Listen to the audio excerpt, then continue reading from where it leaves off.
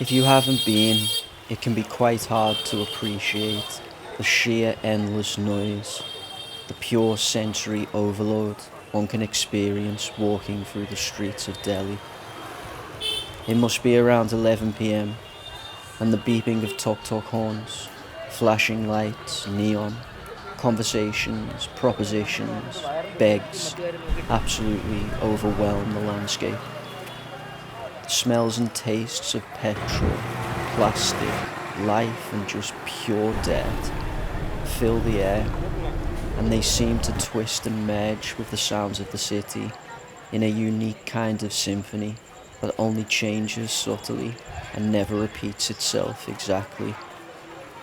It can be torturous, it can be beautiful, but always the rare moments of respite, the odd moments of peace in abandoned buildings, behind cover and in wine bars are cherished.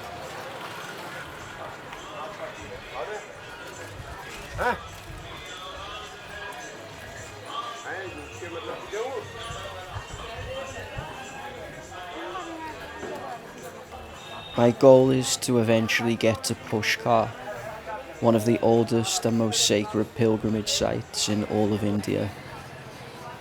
As the legend goes, a pink lotus flower fell from the hand of Lord Brahma, the creator of the universe, and Pushkar Lake was formed. Hindus believe a dip in the lake will grant liberation and wash away sins. It's monsoon season now, so I don't really know what to expect.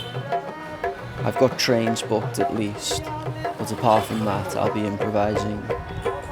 I'll just let my internal compass and the place itself guide me day to day.